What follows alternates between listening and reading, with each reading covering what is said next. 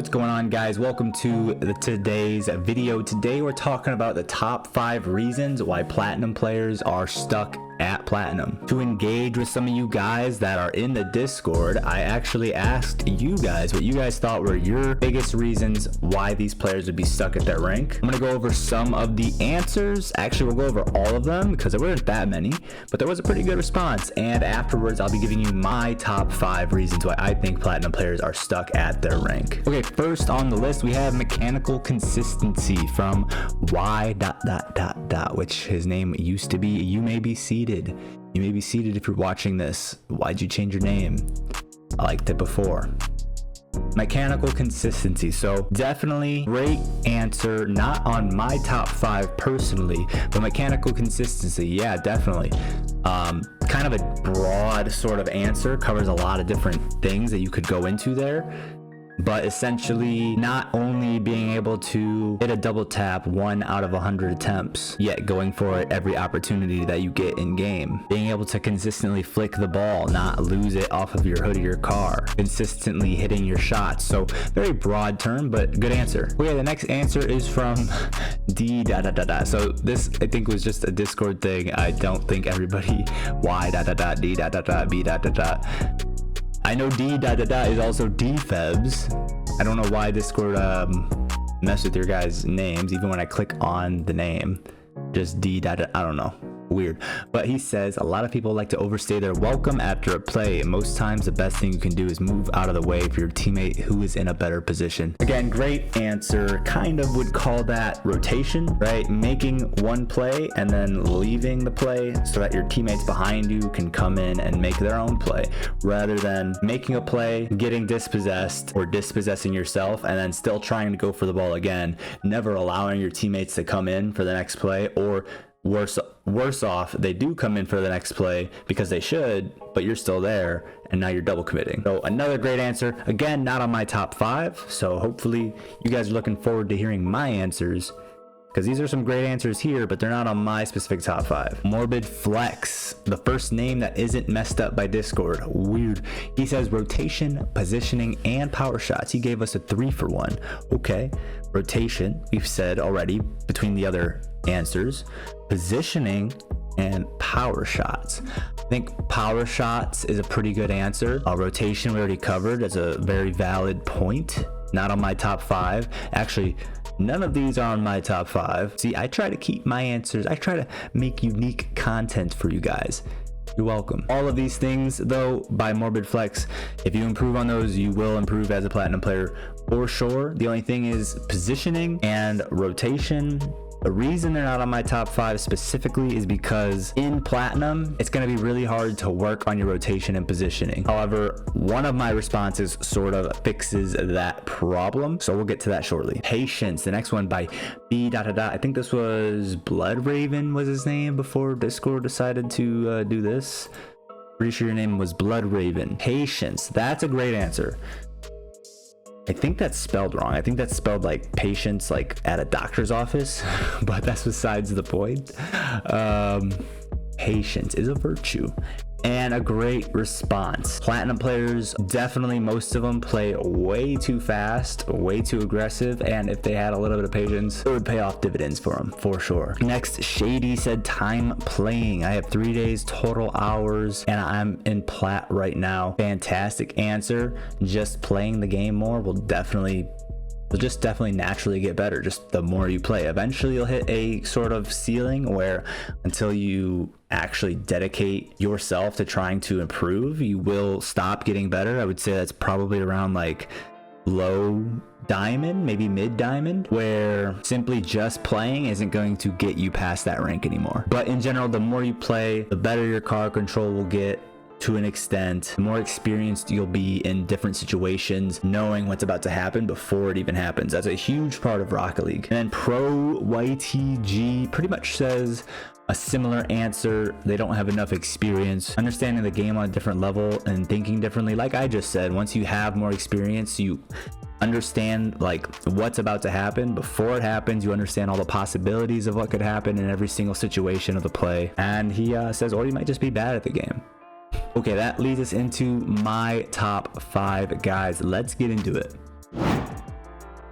Number 1 on my list is ball chasing. In Platinum, everyone wants to be the hero. Everyone is sick of their teammates, frustrated that they're not ranking up, and so everybody thinks that they're the best player in the game, that they're the best player in the lobby, and that if their teammates would just get out of the way and let them be on the ball, that they would win more games. And every single Platinum player has this mindset, and thus everybody wants to be on the ball all the time.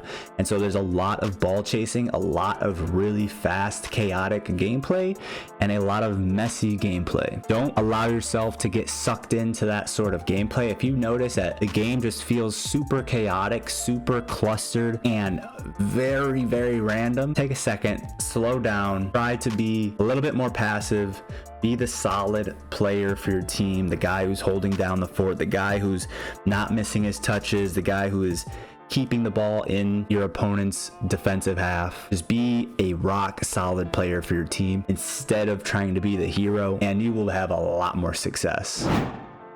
Number 2 is double committing. Sort of goes hand in hand with ball chasing in point number 1. A long time ago, I made a video called my 3 golden rules for ranking up, and not double committing was one of those. If you want to know what the other 2 were, check out that video. I'm sure it'll be on screen now. But yeah, essentially there's about 3 things that if you can avoid doing them, you'll automatically probably hit mid-champion just by avoiding 3 certain mistakes, and double committing is one of them. Double committing is so bad in Rocket League because, I mean, God forbid you're playing 2s. If 2 people commit for the same ball and you guys get beat, well, then obviously you're playing 2s. That means there's nobody else on your team. Balls past you both, you're pretty much scored on every time. In 3s, double committing, I mean, pretty much spells the same end result. You're leaving one guy back by his lonesome to defend a 2v1 or a 3v1, or you're losing a lot of offensive pressure by double committing because instead of having a player to follow up the first man in order to maintain offensive pressure, now your first man and your second man both went for the same ball, and the third man, if he's smart, isn't going to commit to the next ball, because if he gets beat, again, nobody else is back, you're scored on. So you essentially just lost all of your offensive pressure just by double committing. So double committing is super bad, definitely want to avoid it, and that's why it's on this list as number 2, because Platinum players do it a lot. Number 3 on my list is gonna be panicking. Panicking mainly on defense, but it also can be related to offense, and I'm gonna explain why now. On defense, panicking looks like everybody on the team going for every single ball that's coming towards the net. Nobody's following rotation. Nobody trusts anybody else to have a touch. And so if a shot comes in on net, you bet all 3 players are going for it. Instead of realizing, okay, my teammate's next to challenge the ball, so when the shot comes in on net, I'm gonna let him take it. That way, all of us aren't diving for the same ball, and if the ball comes back in front of the net, we still have somebody there for the next ball, and we're not just, again, automatically scored on, relating back to point number 2, because we double committed or triple committed. So when the ball recentered again, now nobody's there to save the next shot. And also there's a lot of times where, especially at Platinum, you think you have to try to block something when really you don't. At Platinum, a lot of people are going to miss their shots, or they're going to take bad shots, or they're going to mess up and not even have a shot in the first place. And if you just wait patiently, stay calm, you know, be ready to go if you need to go. Sort of like Blood Raven said in his response, patience, wait it out a little bit longer than you normally would. Breathe steadily while you're playing defense. If your heart's racing, you're feeling your heart beating in your chest, you know you need to calm down, settle down. Don't let your nerves get to you. Don't panic. From what I remember when I was around this rank, I do remember panicking a lot myself. Everybody panics. Eventually though, it'll just click. You'll just wake up one day and you'll stop panicking on Rocket League. Hopefully that happens for you. If not, just try to be more conscious while you're playing of not panicking, realizing what's threatening and what's not, realizing being humble, and realizing you're in Platinum, people aren't going to hit a lot of their shots, and so if you just wait, a lot of the time you'll have a very easy save or you'll get a free ball. Number 4 on our list is tilting. How many of you thought that this was gonna be on the list? If you didn't see this one coming, give me a thumbs up. Tilting, meaning for yourself and for your teammates alike. This is something everybody has to work on, not just platinum players, but we all know the feeling of getting tilted and then starting to play differently. You start to play more aggressively, you start to make bad challenges, you start to throw yourself out of the play a lot. You know, you go for a challenge you wouldn't normally go for, you end up out of the play, and then your team gets scored on and you're like, oh, I'm playing tilted. I need to get off. Being able to go through a game and realize, okay, we're down 2, but there's still 2.5 minutes left. Or we're down 3 even, and there's still 2.5 minutes left. I don't need, that's a lot of time. I don't need to start changing my play style to ultra aggressive in order to try to come back. In 2.5 minutes, you can come back from a 2 or 3 goal deficit by continuing to play smart in the way that you should. And not only that, but the other part of tilting that I mean is blaming your teammates, because how many of us play better when our teammates start talking trash? Raise your hand.